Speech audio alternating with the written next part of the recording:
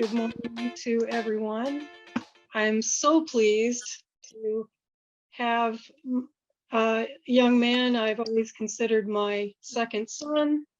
I've known him his whole life, Marcus Benson. He is, I'll let him describe how he self-identifies, but he is so smart and so caring and just a great person in the world. And so glad he could join us here to give us a little bit of a younger perspective. We've had several speakers that have been doing their careers for a long time, but younger voices are very important and fresh perspectives. So yes, very, very happy to have Marcus here. Awesome, thank you. Well, thank you so much for having me. My name is Marcus Benson, and I've known Don since I was 5 years old. I'm an anthropology major at Western Washington University. I consistently spread myself too thin. that's the staple of who I am. As an athlete, a personal trainer, a martial artist, a musician, a songwriter, an academic, and I'm sure I'll find something else to stick my nose into. But I'm going to be kind of asking some questions, and I want to hear everybody's thoughts on a lot of different things today. And feel free to ask me about my thoughts as well if you are interested. But I'm really excited to pose these questions and hear what people think about things. But big topics for today are going to be sense of self, masking, and building bridges in communication, especially between neurotypical and neurodivergent people, especially how can we get communication going both ways? I typically use the term neurodivergent because that's how I've always identified. That's how I've always viewed myself, because since my earliest understanding that I viewed the world around me as there's something going on that a whole lot of people are a part of, and I don't fit into it. And so I felt like I diverged from what goes on around me a lot of the time. So that's the terminology I tend to use. And I know it doesn't necessarily encompass everybody and everybody's usage of, but just for efficiency's sake, that's probably the term I'm going to rely on. So if you'd like, go around and say your name, your pronouns if you'd like, and then how you came to be in this group. I joined this group because it was back in my transition army year that my job coach teacher told me about the Zoom meetings for autistic people like me. And I want to be engaged with other autistic people as well. Had lots of, so many issues. My God, I feel like a Martian that is waking up still. So anyway, I've been trying to find my place in the world and practicing, learning,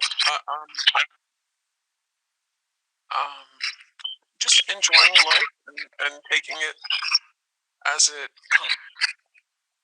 I don't really have any big plans. I have a really bad problem with short-term memory. So I just feel very young. I could go sit on the beach all day long and meditate on CE5. I'm really, really into animals. I feel like I can practically talk to them. I've always felt that way since I was a kid. I'm very sensitive to other beings. Sometimes I just look at their eyes and know how they're doing, and it's really, really real. I used to work as a vet tech, and I worked in a hospital, animal hospital. And and I worked at the pound too, so I was there when a lot of animals departed from the earth and comforted them, and so forth. Um, Lots of animals got hurt and would come in. So anyway, I used to live out west. I used to hike every weekend in the Grand Canyon, and ride my bicycle like 10 miles every day up and down mountain roads. Um, and I've had a really pretty interesting life. I was an artist, but I don't seem to be as good with art anymore. Uh, and I was always a really intense activist since I was born. I couldn't stand seeing anybody suffer without mightily standing up for things. And even as a little kid, I was in riots, and when major things were happening in the country, it always seemed to be at a very pivotal place in history during events where they left a certain, like in Florida, driving over the bridge with the Cuban people underneath. I just have had a really unique life and experience, and I'm grateful. I'm Morgan, pronouns she, her, and I'm in this group because, well, how I was introduced to it is because I work for Roger, who created the CASY group meetup, and why I'm interested in autism and just neurodiversity in general. Well, I came across this group on Meetup. I thought, it was an interesting project. We definitely have our own culture of ethnography, so that would be definitely interesting. And I've enjoyed participating since then. I came across like a flyer for this group in like a Panera, which and then I kind of looked that up, and I kind of joined the group from there. Still a little bit new.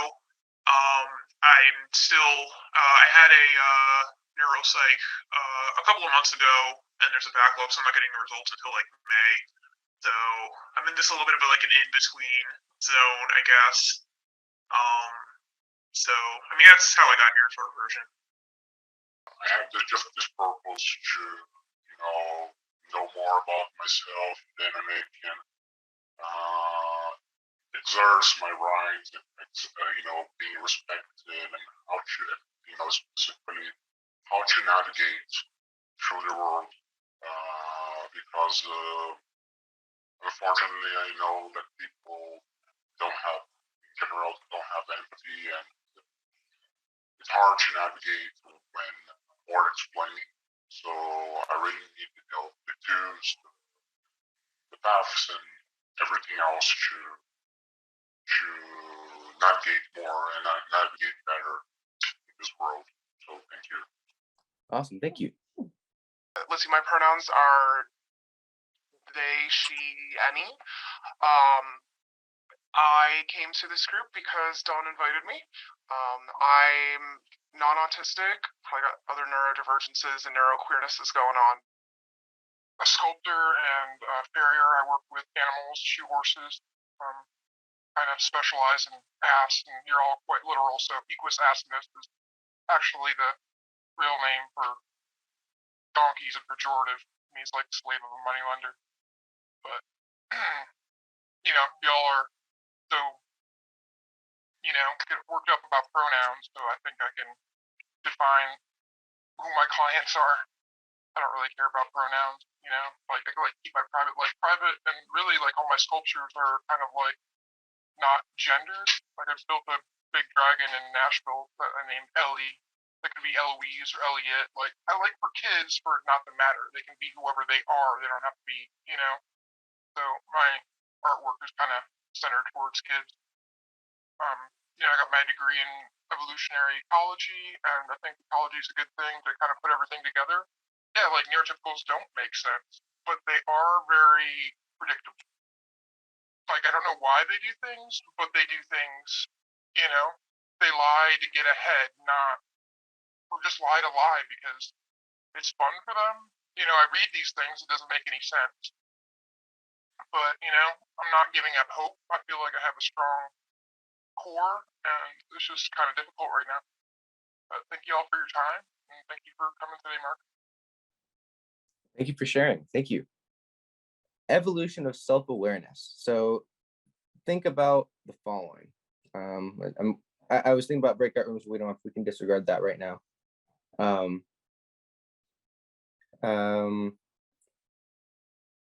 Think about, really, you don't have to answer all three of these questions. You can answer one of them or all of them.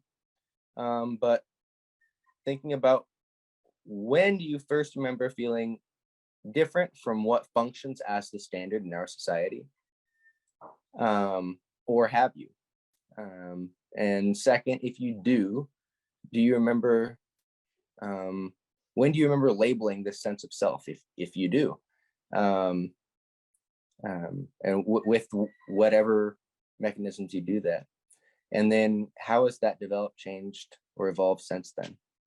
So if you want to put it into the chat, if you want to raise your hand, go right ahead. From school, I remember, you know, but no one, any doctor or any specialist gave that label autism. So until I was 25, and then I could realize that something wasn't working really well, and I really looked, you know, for myself, only by myself, about the diagnosis, and I felt that given all the effort that I've put, you know, in practice, it was really hard to change and trying to make, you know, the best possible to compare myself with people in overall, like, the standard. Dawn, what are your thoughts? Well, some people find this difficult to believe, but I actually remember being born. So I remember sort of coming out into this cold atmosphere and the bright lights and looking around and thinking, you know, what the actual F is this? Like, I knew right out of the chute, so to speak, that something was really, that I was in for a ride, we'll put it that way. But I also appreciated this diversity, and my family of origin was very diverse. I lived with my grandparents and aunts and uncles and mom, dad in the same house.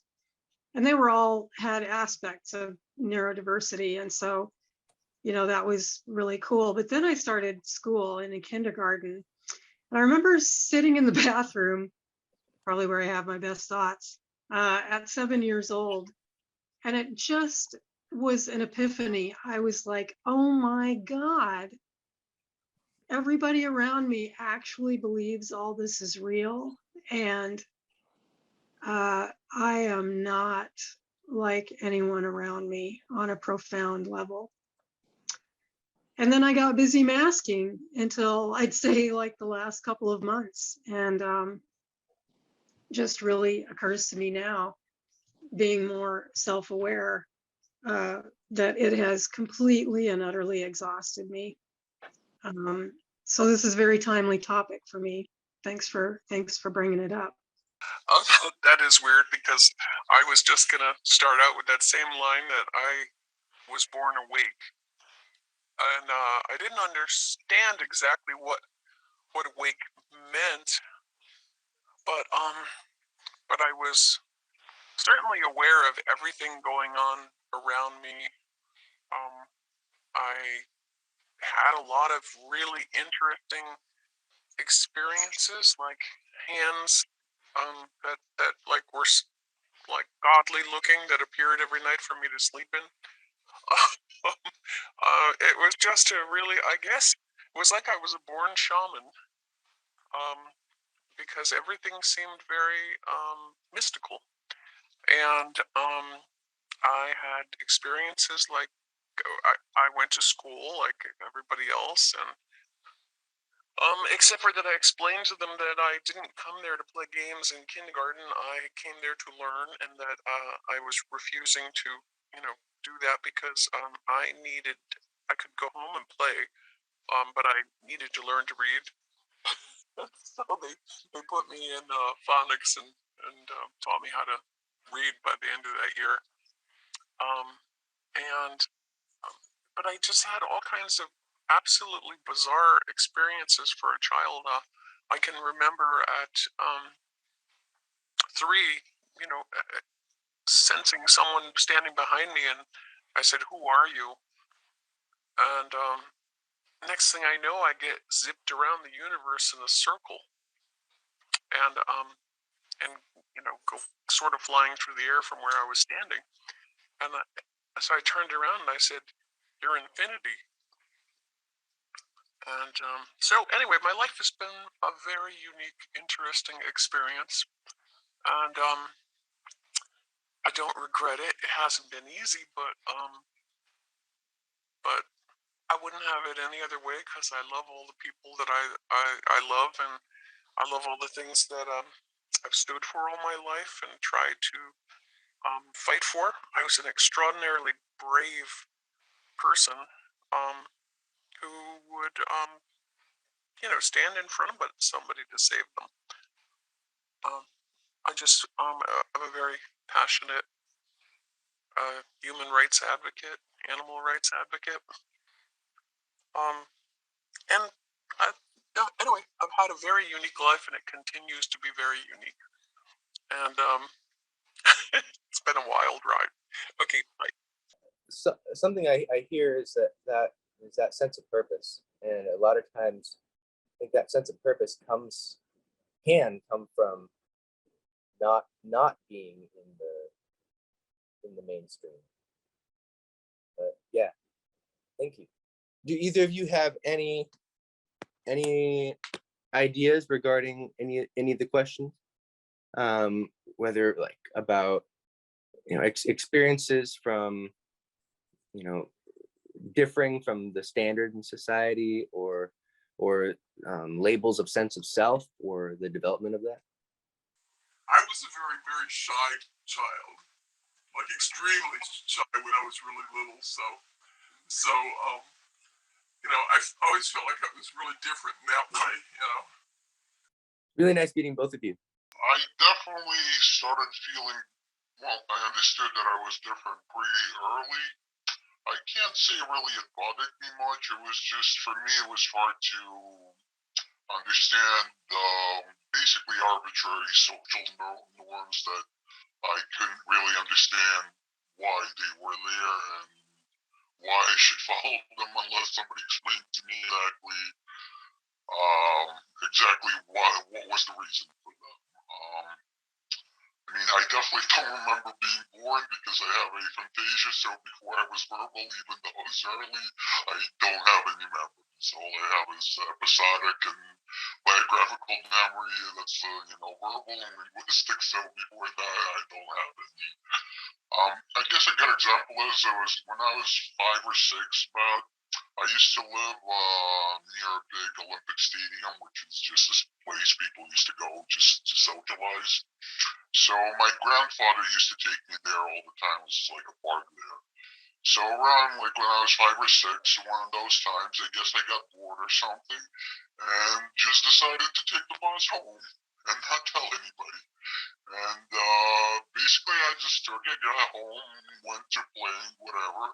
My grandfather comes home, almost having a heart attack, trying to tell my mom he lost me and doesn't know where I am. And I just turned out to be playing in another room because, I thought that was just fine. If I was bored, why shouldn't I just leave? So things like that, they still happen to me. I guess I've been labeled as having a non-conformist or defiant personality, but right now I'm perfectly fine with that once I understand it, but it did cause some issues growing up. It gets easier, I guess, as you get older and realize exactly what you are. I only realized I was autistic in my early 30s because I came across a documentary about somebody else that was autistic. He was also a computer engineer, and he described his experience. And I'm like, oh, okay, so that's what I am.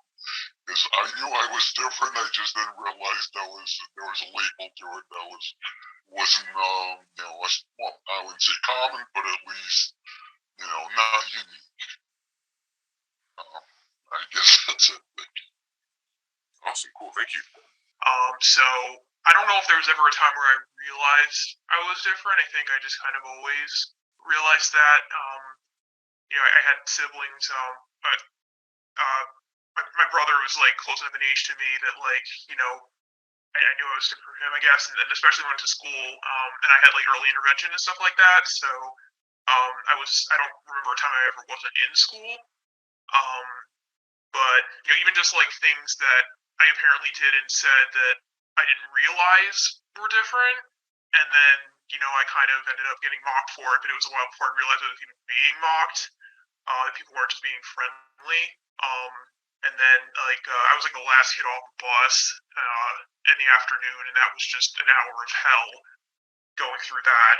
And then also I had some toxic friendships. So I didn't realize that people were mistreating me, I guess, because I didn't have a lot of those. I know there were times like in the hallway when my mom was at school for whatever reason, and she would be like, "Oh, that person just said hi to you," and I'm like, "What are you talking about?" Like I didn't even notice.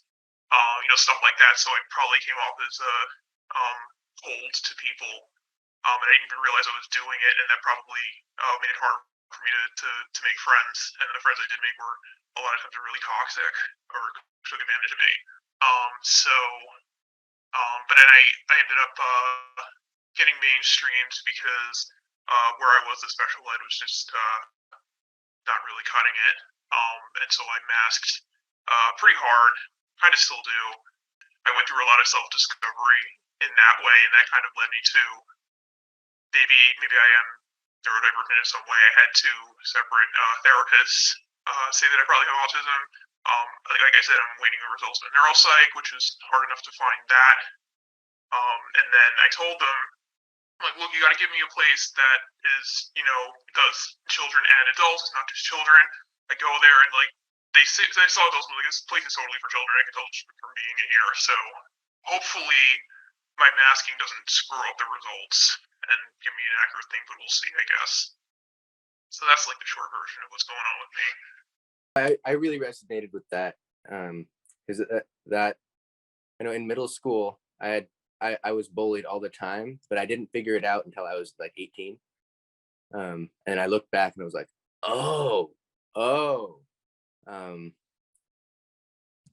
So yeah, I wanted to name that, but yeah. I don't hold it against the people who made fun of me either, because a lot of them I found out later had some issues as well. So there was a lot of those kids that probably had their own issues and might have also been some kind of divergence as well. And everyone was just sweeping everything under the rug, especially back then, back in the 90s and 2000s. So it's just kind of like a vicious cycle sometimes. So the double empathy problem, have people heard of the double empathy problem? So it's essential in people coming from different backgrounds, like essentially try to communicate, but the communication just does not connect.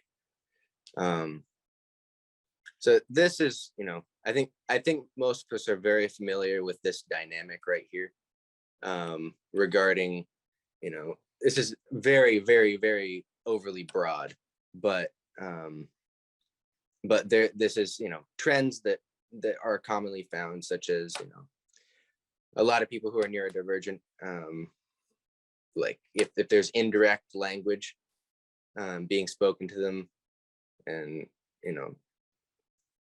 like we won't really like pick it up, and we'll use a lot more direct language that can make other people feel like we're being abrasive or or being rude or whatnot, that sort of thing. And so what we're trying to say, and what other people are trying to say to us, are there's a lot lost in translation. And so I've come to think of it as a linguistic issue. And so that's one of my biggest things right now, is thinking about, how can we bridge those gaps. And I'll get into that. But if anyone wants to respond to this, we don't have to respond to this right now. We can move on. But if anyone has any thoughts about what you've tried to communicate, what people have tried to communicate to you, or do you have some different explanation for what occurred? I'm interested to hear people's thoughts. It's just one comment. I think the biggest thing to try to understanding other people is the basis. The first thing you have to do is not be judgmental. If you're judgmental, you're never going to get there. You're never going to be able to accept other people for being different if you're judgmental. So that's the first thing you have to do, is just stop judging people for being different from you. And then everything else can come from that. That's my thoughts on it anyway. That's all I have to say. Awesome. Yeah. Definitely a necessary foundation to take down the walls so you can actually pass through, right? Yeah, I can realize that people, if I'm understood correctly, I think that sometimes guessing what people say, like you must guess, critically what people say and why. But sometimes I don't work like with abstract information. For me, it's too hard. So I always try to explain to people that I didn't understand, if they could explain more details and in a more concrete way, so I don't get I don't do the wrong thing, or maybe I can understand better the information to communicate better, because even though people don't want to be like too direct, too strict, I don't know, maybe fearing my reaction, they don't do this. And I say that's fine, you don't need to be aware, like, or too cautious about saying all the details. That's part of information. That's part of the convivence. Yeah, I think what causes the issue with empathy, it's not really empathy. I think it's because people have a theory of mind, and since our minds work so differently from neurotypical people, it's not that we don't have empathy for it. It's just that we have a different interpretation of how conversations should go, for example. I'm a very direct person, so sometimes people interpret that as rude because I could ask questions. Most people would resort to small talk, and I would ask deeper questions, and some people, find that uncomfortable before they actually know you a little better, that you would ask something. It's not even personal, but sometimes just things that seem very interesting to me are obviously, well, for example, if I came across, I don't know, somebody that was missing a leg or something, I might ask them, well, how do you function? How do you do this? How do you do that? And people might think, I'm judging them or something. For me, it's just pure curiosity how something actually works. Just things like that. So I don't think it's just empathy. I think it's just misunderstanding each other's experiences. That's basically what it is.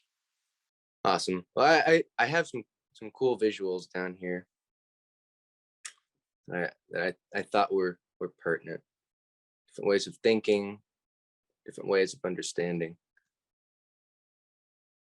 and then going into masking. I really like both of these visuals. I don't know, for me, I've gotten so used to masking just all the time. I'm finding more and more that like it's like growing on to me. But I remember when I first started intentionally masking, it definitely felt like I was pretending to be an alien or something. And that this visual reminded me of that. But since then, it's kind of grown as like a separate being that's like a fungus that's growing onto me. So this is a lot. This is a lot of moving parts here, but I think I'll just start with the first one. And Don, did you have something? Oh, I just wanted to say very briefly that, I've figured out recently the reason I mask is because I'm scared of people.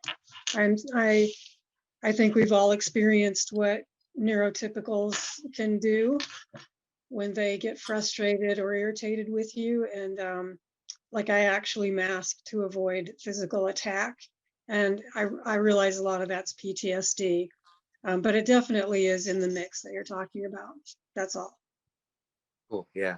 So I found this article, and it discussed masking as having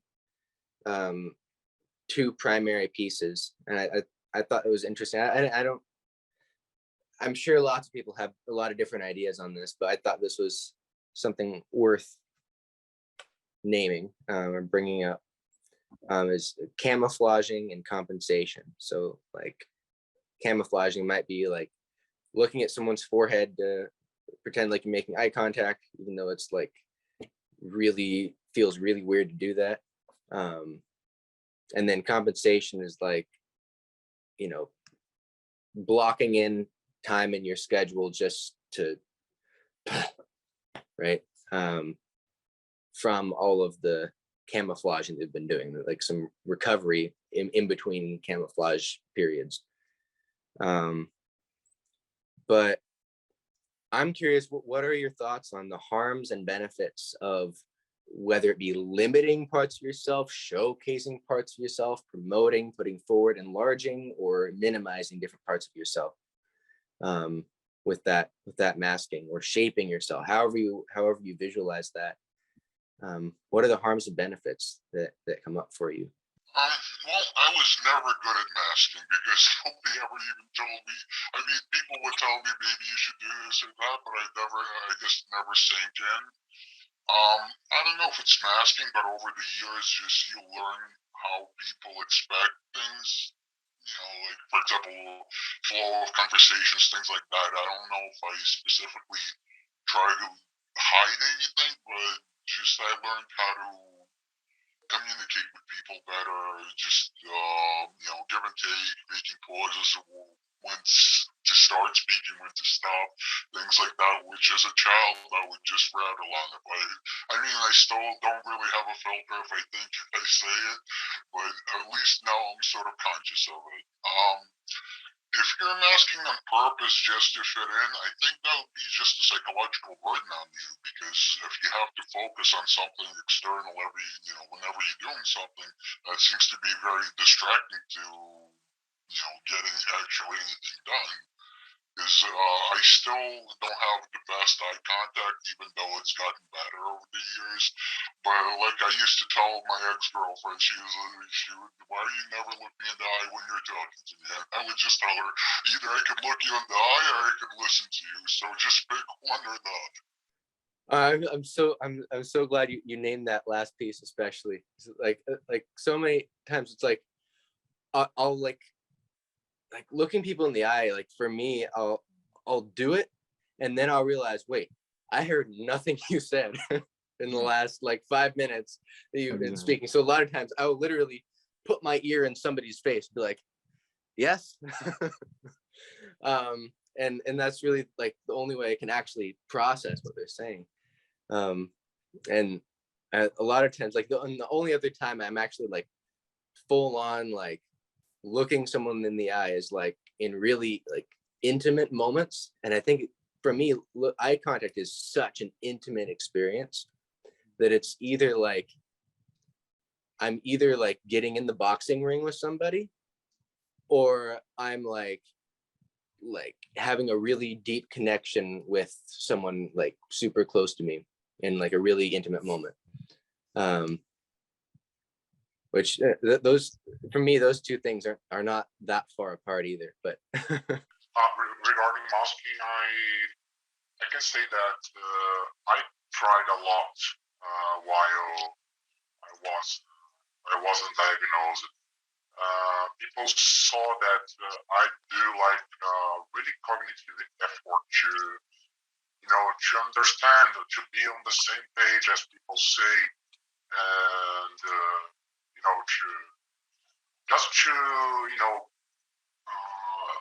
be on the same tune.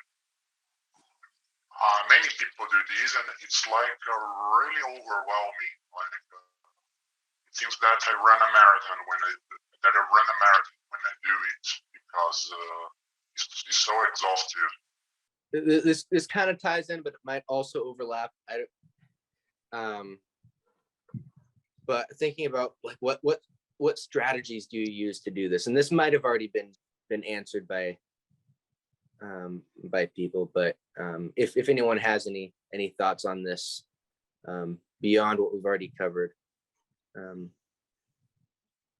I want to give that opportunity as well. I try to have my own patterns, my own like cues, and like mapping everything around me and understanding and setting the ground for make my cognitive thought and everything more concrete, more feasible, and more and I can say more practical than just guessing and figuring out, wondering. The way you spend wondering, you spend energy of action in practice. So that's somehow that I try to act. So taking this idea, think about different environments, like external physical places that you've been a part of that prompt you to think or communicate or act differently. Are there any examples of experiences of that thinking, communicating, behaving differently depending on the environment you're in?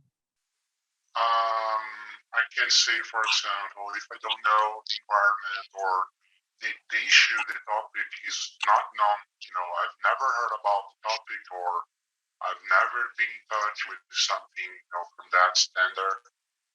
Sometimes it's too hard for me to figure it out. I just need to observe first, be quiet, and then when I feel safe, I can express myself, I can talk about, because even though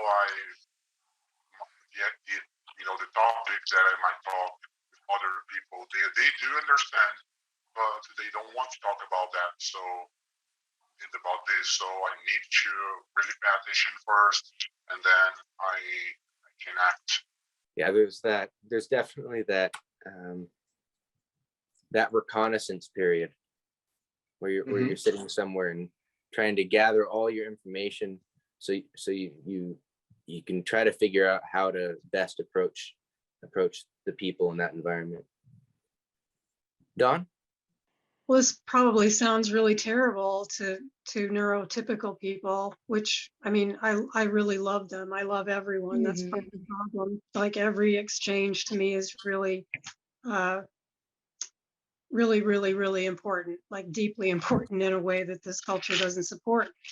But in the midst of my recent burnout, the only way I can function is to tell myself that nothing is real. So if I go to the store and somebody tries to interact with me, I have to say to myself, this is just a dream, it's not real, and walk away. And that's clearly not functional.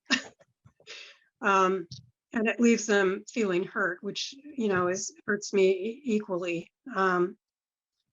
But yeah, I think at some point, if you keep pushing, you just drop all your tools. Like you get so exhausted, you just can't do it anymore.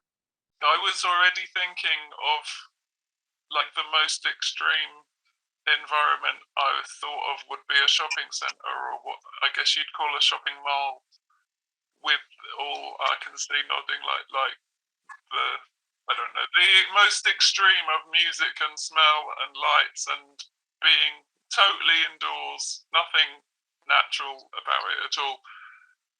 I mean, my interactions, like Dawn said, would be minimal, to say the least. What I was thinking is like, it's like I'm a hunter. I've put on a sort of hunter. I'm just weaving through, and I'm like, all right, I've got to get to that shelf with that thing that I've got to get, and then I've got to get out of there as quickly as possible. And like, I walk differently, and I'm not really looking at people, and I don't want to bump into anyone I know, probably even.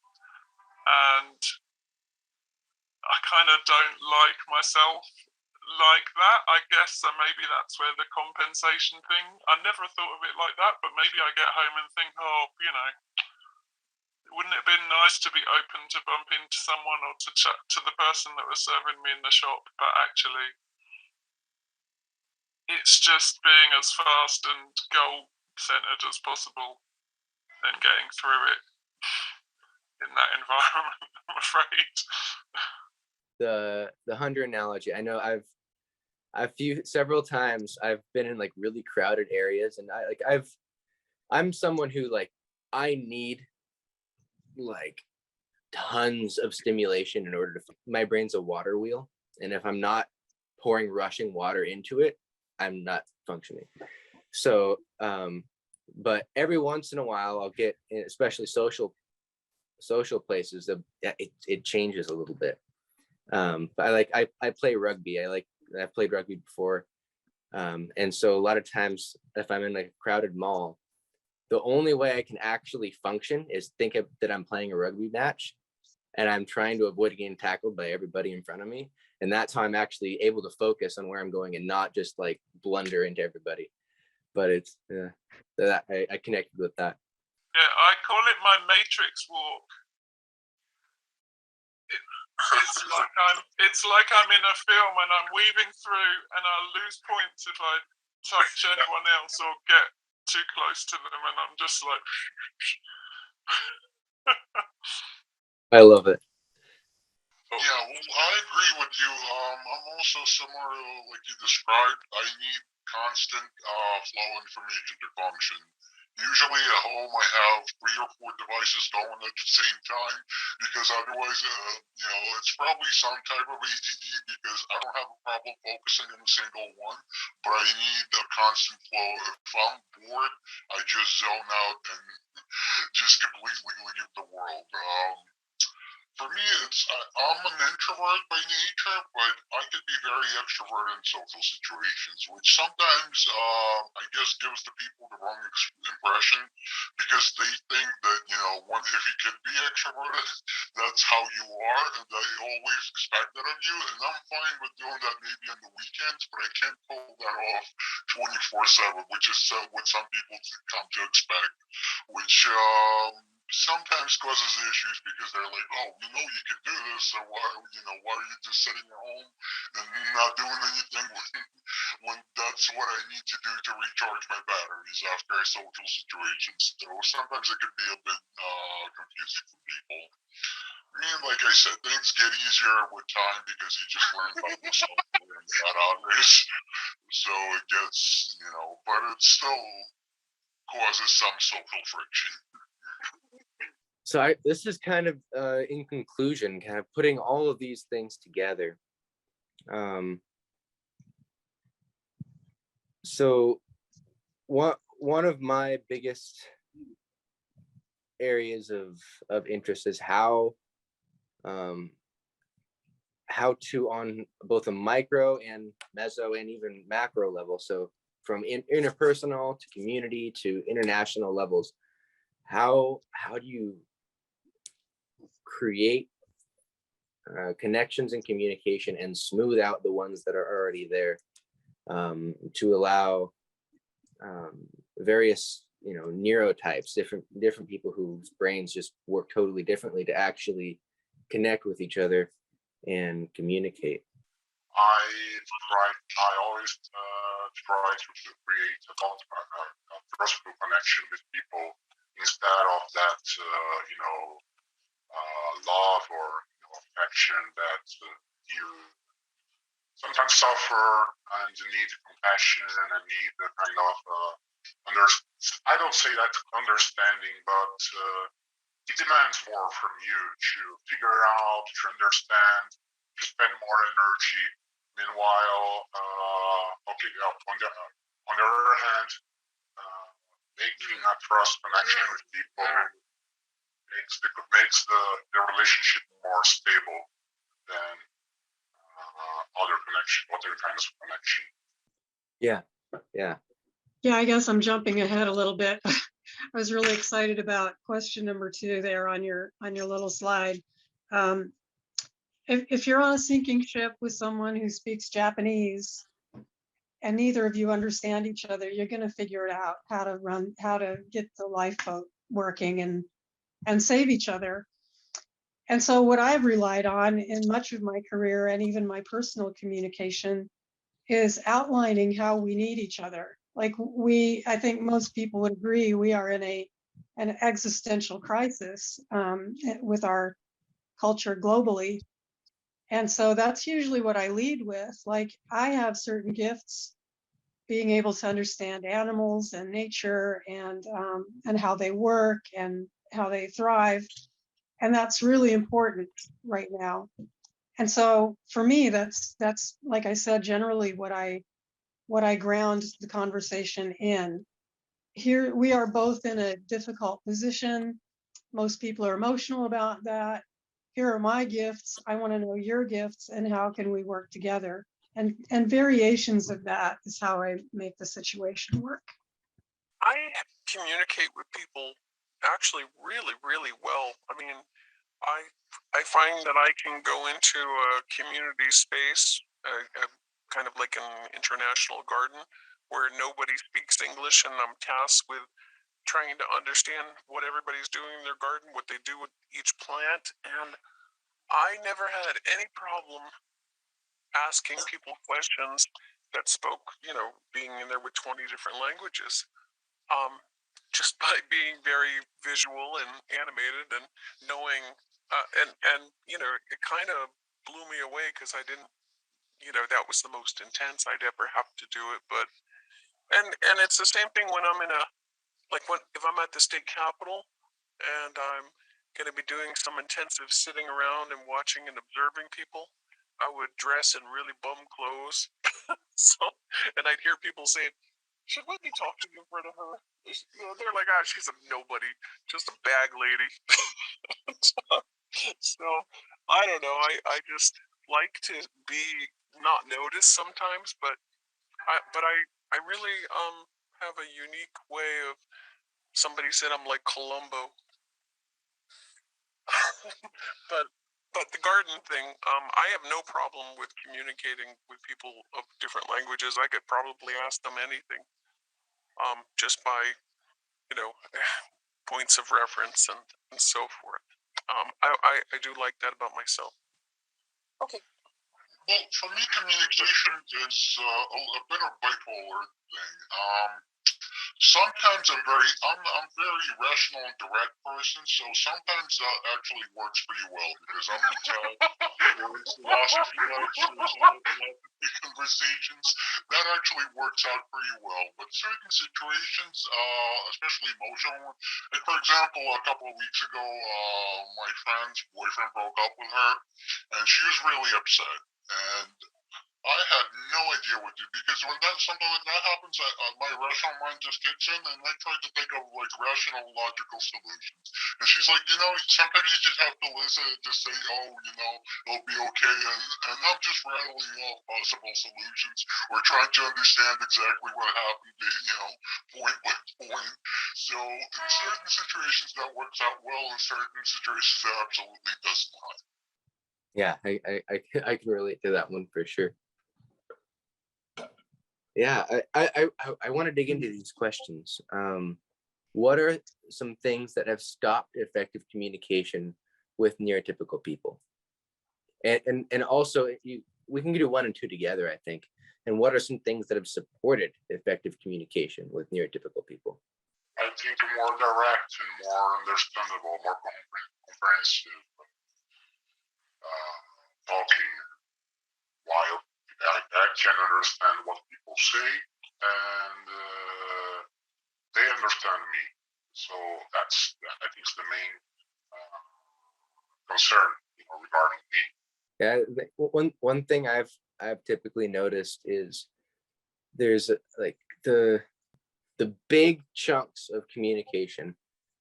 A lot of times we'll get through both ways, but then the emotional side of the communication is typically miscommunicated. So the what a lot of people might call like the connotative communication. So anything like you might the emoji communication, if you will. So yeah, and one thing I've noticed though is when people will just like say things very directly and flat out, even, like a lot of times neurotypical people will address me that way, and it's just like, oh, this is so easy to communicate with you right now. I think also from my discussions and interactions with a lot of neurotypical people, and I feel this as well, especially like when I'm like really deliberately masking, is like, a lot of times I'll figure out, okay, I know what I need to communicate. How can I make this communication more complicated than it needs to be? And that's probably what's going to be socially acceptable. Well, for me, like I said, the most usually difficulties arise because I'm too direct in my manner of speaking. So what helped me mostly, I've been learning to pay attention more to body language, especially with neurotypical people. Watching for physical signs, for micro expressions, just to see how they're reacting, and kind of gauge how I should go on from there based on their feedback. Because I knew when I was younger, I didn't even realize people, used body language so much. Well, neurotypical, I guess, people use it so much. So that does help you at least, figure out if you're going in the right direction or if you need to pull back a little bit. Well, I'm listening to people talk about this, and it really is like juggling cats, and then you're supposed to pay attention, like we've been talking about, to the salient, like the actual bricks of the conversation. So I guess my comment is more of a compliment to everyone that, the degree to which you juggle cats and still remain engaged. I mean, it's pretty awe-inspiring. Well, like for instance, when I want to understand something, I wanted to understand the Tea Party or stuff like that, or if I want to understand the way somebody else thinks, I will kind of do an immersion into their world. I mean, I was actually one of the people who poured the tea into Long Island Sound. I wanted to understand the people at the Tea Party and how they felt. So I just kind of deep dive into culture, and I always do that when I want to understand people. I'll hang out with them intensely and do very experiential things with them that make them them. Cultural immersion. I guess I do the same thing with animals when I want to understand them. But I just always think it's really important to get to the really deepest heart of it that you can, so that you can communicate better and solve problems that way. Without the judgmentalness, that's the hardest part, is never to be judgmental if you can help it. Yeah, I think like a lot of times, like it'll happen anyway, and you just have to like grab them and sort them out and move them out of the way so you can actually do your work, right? What are your all thoughts about what could support effective communication between neurodivergent populations and neurotypical populations on a community level or a societal level? I think empathy. If there is no understanding, I think from the other parts, of course, I can do my part. I can, make the effort and sort of give part of my sacrifice to live in society. This is what we do for sympathy. I can't go walk and punch my neighbor because I don't like him. So we need to stand on each other. Maybe for people, overall, as we are for them, we are like outliers. For them, we need to be correct or fix it. And when they understand that stuff like this, that it's possible to have different points of view or different connections, it's better to, it will make better everything to have, a really good living, co-living. Yeah, well, I think awareness of our condition is a very important part of that. Because people, if they know what it is and what to expect, it'll make it easier for the rest of us to communicate with people. Because there's very little, it's getting better the last few years, but originally, maybe it was 10 years ago when I realized that I was probably autistic, and I went to my psychiatrist and told him that. And he's like, no, what are you talking about? You have a good job, you don't have a problem keeping up a conversation. So, you definitely not. So just, even if professionals don't know about our condition, then, the more people know about it, the easier it'll be for the rest of us, because the expectations will change. Yeah, Don? Well, this is it's just such a far-reaching conversation, because the culture here in America that we find ourselves in is not based on empathy. It was interesting because when I was in Japan, I remember people telling me before I left, oh, the Japanese, they're so taciturn, you won't get a conversation out of them, whatever. But I went there, and it was really the first place I felt in the world like I could be absolutely without ego, very empathetic and open. And I had extraordinary conversations with people because empathy was really foundational in the culture, in my experience. And so I think about, what people were saying here today about being taken advantage of and not even realizing it. That's not just in grade school, right? We all know that. So like I said, it's a huge, huge conversation.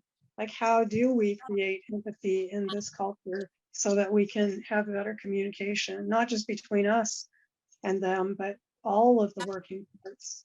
Yeah, just something else. It's a bit different, but I don't know if anyone else has experienced this. It won't work kind of universally, but there are peer support groups that I go to, and they're not specifically designed for any type of person, but there are very explicit rules about like people taking a certain amount of time each to talk and how to respond to each other.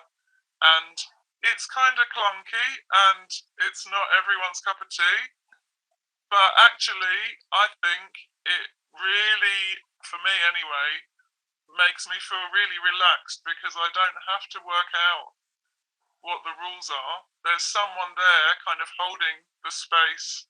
You literally get 4 minutes to talk or whatever it is, and then they'll stop you, even if you're going off on one, which I can tend to do. And all this kind of stuff, and when it starts and stops, and when the breaks are, and everything is kind of already laid on, and everyone's agreed to it already. A lot of groups have guidelines and things, but these groups, it is really very specific how it works, and it saves me having to work it all out, basically. and I really like that. Just sometimes. Oh yeah, that makes a lot of sense. I think something that's I've always thought was kind of funny is it seems like in a lot of social situations, one of the unspoken rules is to not speak about the unspoken rules. Yeah.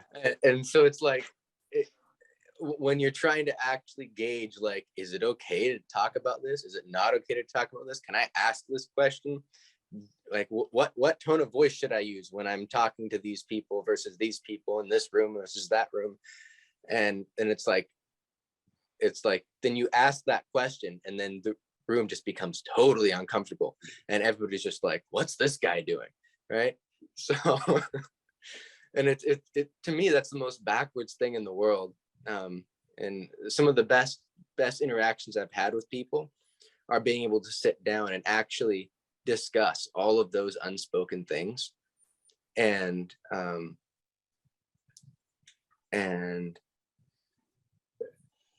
yeah, I've actually met a person in my life really recently who it's really nice to speak to, because we'll sit down and I'll just like speak to them and be like, you know,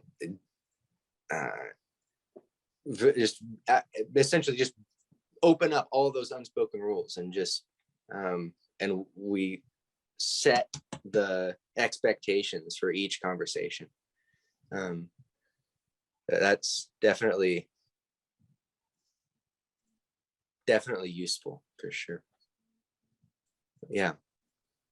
And I had some ideas about, and I'd like to hear your thoughts on some of these ideas, and they're very, very rough sketches of ideas, but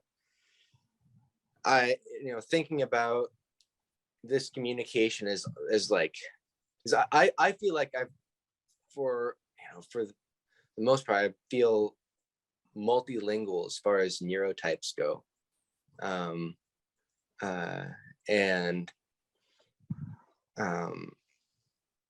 I almost would like to see a language class in like universities based on like interacting with various neurotypes. And I almost think about finding people who are interested in being neurotypical ambassadors, and having like one neurotypical person pairing up with two neurodivergent people, so we can they can already have neurodivergent communication going on between two people, and that kind of sets the standard for that environment. And then this third person who wants to act as that connector and bringing that type of communication into whatever social environment they're in the broader, functional standard, that they can learn how to adapt to the common themes that might occur, and have like whole classrooms that like it might just be like, whether it be a math class or a Spanish class or an English class, and have maybe the subject matter be 20% of the grade, and then have the rest of the grade be things like, reflections on your interactions, peer reviews of, respectful interactions, and then, essentially essays or even maybe transcripts and analyses of transcripts, things like that, of, how you actually ended up communicating. And then that could be, educational for these people in the class, but it could also be really great data collection as well to put into programs in K through 12, and kind of disperse this information on building those bridges, right? But yeah, I'd love to hear people's thoughts on that sort of thing, or what you might change about those ideas, what hurdles you might see in those ideas. But yeah, Dawn? I think that's a great idea. Yeah, I mean, you could almost get a language credit for that, right? Mhm. I mean, because we do communicate so differently. I love that idea. And I really hope that people continue to discuss that here. I don't know if our Zoom runs out at the top of the hour, but I do have to leave in about 10 minutes. So I hope you discuss it here, and I hope you guys also take it to the Facebook ethnography page and talk about this particular subject here, because I think it's really full of possibility. Just a quick blurb. We are having Saeed Shae come and talk to us next week. He is a Black autistic Muslim man who writes very eloquently about his faith journey, and that's definitely part of culture. So I really look forward to that. So yeah, I'll turn it back over to you, Marcus. And again, I hope we really can continue this portion of the discussion. Yeah, I think it's actually a very good idea to have something like a class like that, because maybe like transcripts and analysis of them would be, for me, that would be very useful, because much better at learning when I'm reading something. So maybe, if their point is, oh, this is what they said, and this is actually what they meant by what they said, or things like that, or I think that would be very useful for a lot of us. Originally, like I was thinking about like pairing people together, but then it's like at that point you have one person coming from the functional standard, right? And that is liable to just like engulf the interaction, right? And I think it's important to like have to have a neurodivergent communication already established, and then have someone brought into that too. Does that make sense? Yeah, and the last question I have for everybody is, how does masking relate or intersect to the questions above? Everything. I think it connects, totally, because it's like using the mask all the time, but it seems that the mask for us is too difficult to break, or using that mask is too hard to see the world, and that's something that makes life more difficult. Yeah, the mask can be, it can be a communication conduit, but it can also, it can build respect too, right? It can end up being counterproductive as well. It can go both ways, I think. Well, masking seems to be something of a makeshift tool that we use when we don't understand how to appropriately behave in a situation. So maybe if we improve our understanding, it would lower the need to mask, because we would just intuitively do it better. I'd really like to see that happen on both sides. I think neurodivergent people have to do the heavy lifting in most interactions, right? So I think that effort's already there on that front. But I mean, of course, I think for every individual is going to be different, right? Because if you really want to if you're putting forth that effort, and it's just like, hey, I really want to really dive into what neurotypical communication looks like, and I want to learn all about it, right? Like that, I think that could be valuable too, right? But at the same time, I think it's also, I think the simultaneous meeting is something that should be the goal. At the same time, I think it's all, there's so many moving parts to it, and that it makes me excited thinking about all the variables. But yeah, just on the heels of your point, we sometimes neglect to acknowledge that neurotypicals mask hard. They mask hard too. It's not like they're telling the truth or being direct. or whatever, and we're just obtuse. Like there are two different walls of mask to get through. And that's like a whole other couple days worth of conversation, right? Yeah, I forget that sometimes too, but definitely there's totally masking that goes on all sides, and it adds so many more pieces to the equation. It makes it so complicated. Yeah, well, I think Dawn is right. I think neurotypicals mask more than we do.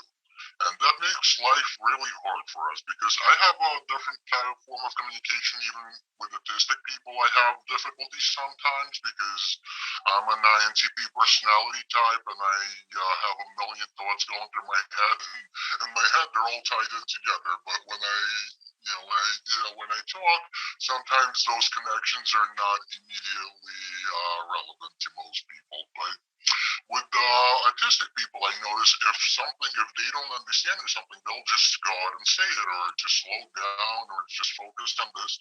And with neurotypical people, they think things about it, but I don't see anything. So it makes it very difficult to interpret, how to react to that. Thank you so much for having this conversation. I'm really glad I got to engage with everybody. This has been really great meeting everybody. Thank you so much for having me. Really great conversation. I just so many tendrils to follow, and I can't thank you enough for bringing up these questions, Marcus. Thank you so much. All right, people. So again, try to go to the Facebook page and talk about everything that's on your mind. And look forward to next week when we'll be talking to Saeed.